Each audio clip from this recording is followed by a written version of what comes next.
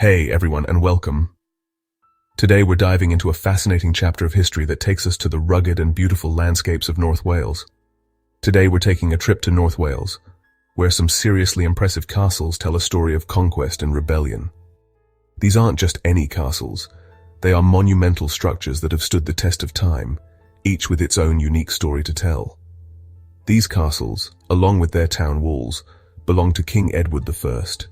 Edward, also known as Edward Longshanks, was a formidable ruler who left a lasting mark on the landscape and history of Wales.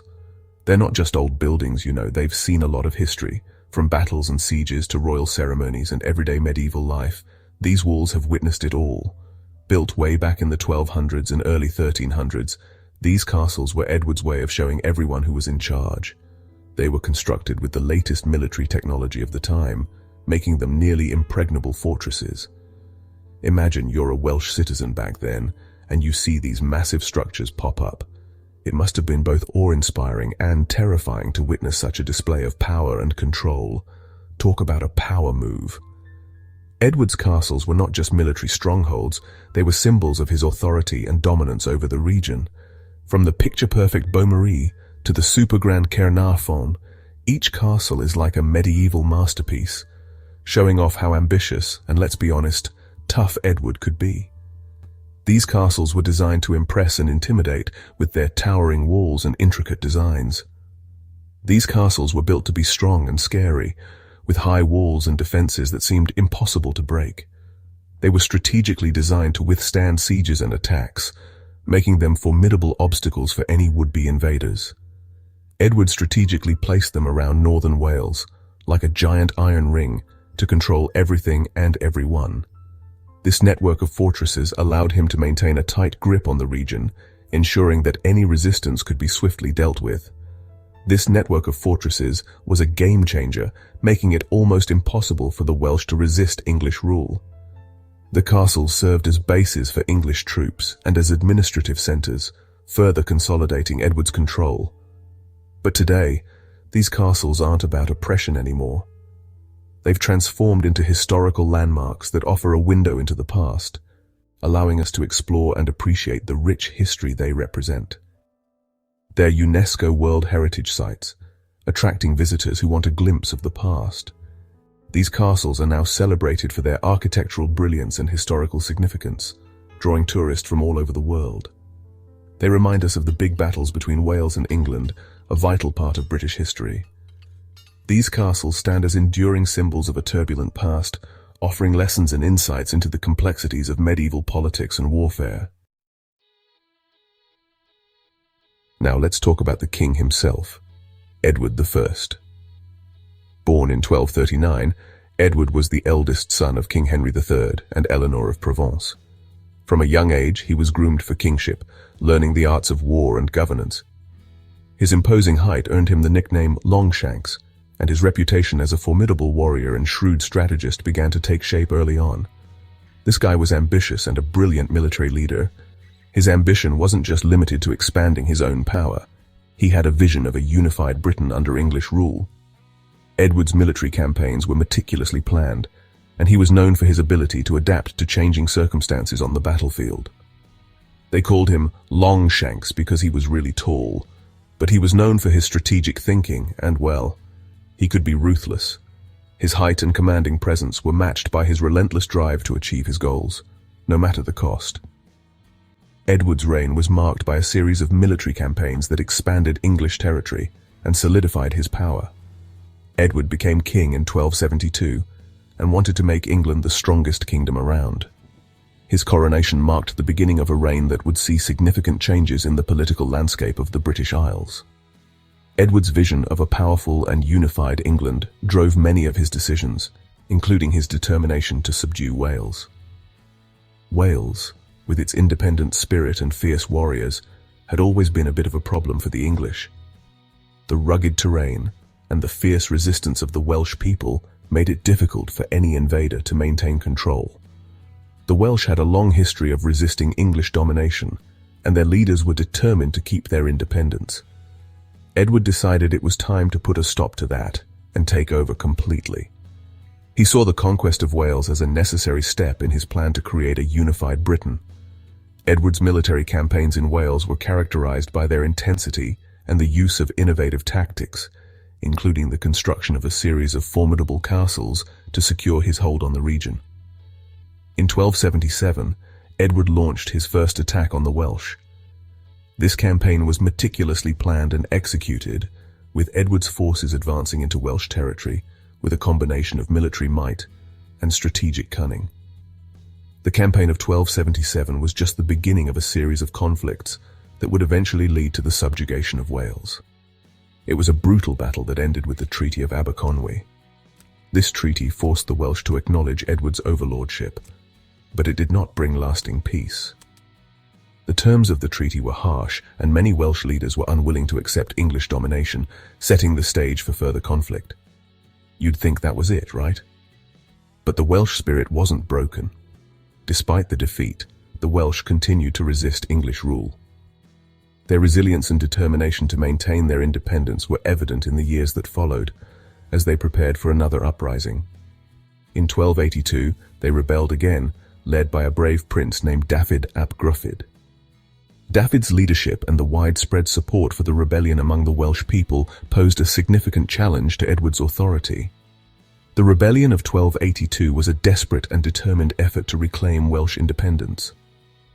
Edward was furious and unleashed the full force of the English army. His response was swift and brutal, as he sought to crush the rebellion and reassert his control over Wales. The English army, well-equipped and numerically superior, marched into Wales with the intent of ending the resistance once and for all.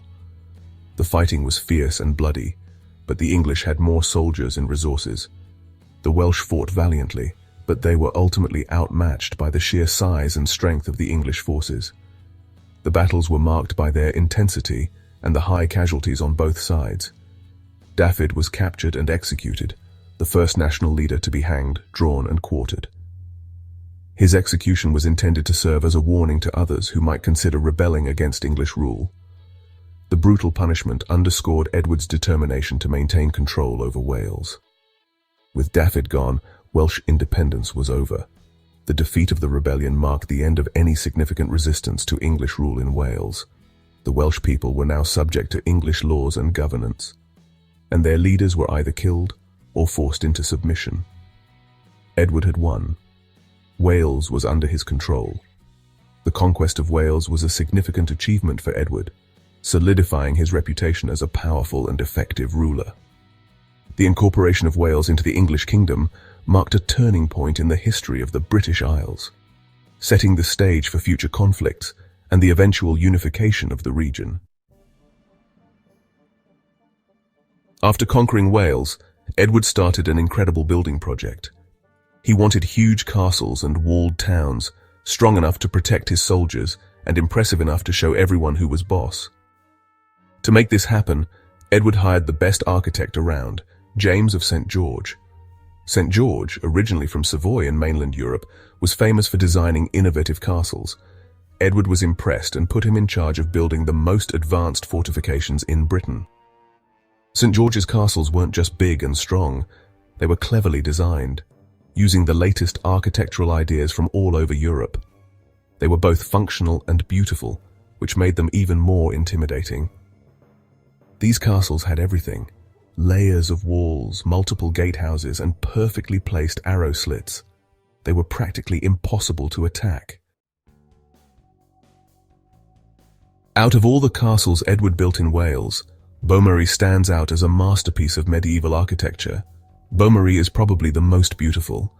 Its design and location make it a true gem among the fortresses of the era. It's on the Isle of Anglesey, looking over the Menai Strait, providing not just strategic advantage, but also breathtaking views, and was supposed to be the most important castle in Edward's Iron Ring.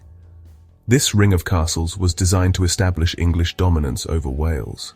Building started in 1295, after another Welsh rebellion, and the construction was a massive undertaking involving thousands of workers, and went on for decades. The scale and ambition of the project were unprecedented at the time. St. George had complete freedom to design the castle, and he used this opportunity to create a fortress that was both functional and aesthetically pleasing. And he created something truly symmetrical, and stunning. The castle's perfect symmetry is a testament to his architectural genius. Beaumaris was a completely new type of castle, representing a significant evolution in castle design, unlike the older ones with their motte and bailey design. This new design offered better defense and more efficient use of space. It had two huge curtain walls with strong towers, creating multiple layers of defense that were nearly impenetrable, making it almost impossible to attack. The design included numerous defensive features that were ahead of their time. The castle was designed to be self-sufficient, ensuring that it could withstand long sieges without external support. With its own water supply, bakery, and other essential facilities to support the inhabitants, and enough room for a large garrison. This made Beaumaris not just a fortress, but a small, self-contained community. Even though it was never completely finished because it was so expensive and Edward's priorities changed, the existing structure still showcases the grandeur of the original vision. Beaumaris is still an amazing example of medieval castle design. Its incomplete state does not diminish its historical and architectural significance. Its symmetry and massive defenses show us just how brilliant James of St. George was. His work on Beaumaris remains a high point in medieval architecture, and how ambitious Edward I could be. His vision for Beaumaris was grand, and even in its unfinished state, the castle stands as a monument to his ambition and the skill of his architects. You know, castles are more than just bricks and stones. They represent the power and influence of the people who built them. Every wall, tower, and gatehouse tells a story of authority and protection. Throughout history, these fortresses have seen it all: bravery, conquest, and even secret plots. They remind us of the past and the dreams of the people who lived within their walls. Castles are symbols of power woven into the story of our history. Now let's move on to Conwy Castle. It stands proudly at the mouth of the Conwy Estuary and has been guarding the area for centuries. Its thick walls and strategic location made it super strong. Edward I built it during his conquest of Wales to impress and intimidate. Today it reminds us of the battles that shaped Britain. Next up is Harlech Castle, perched on a rocky cliff. This castle represents resilience and defiance.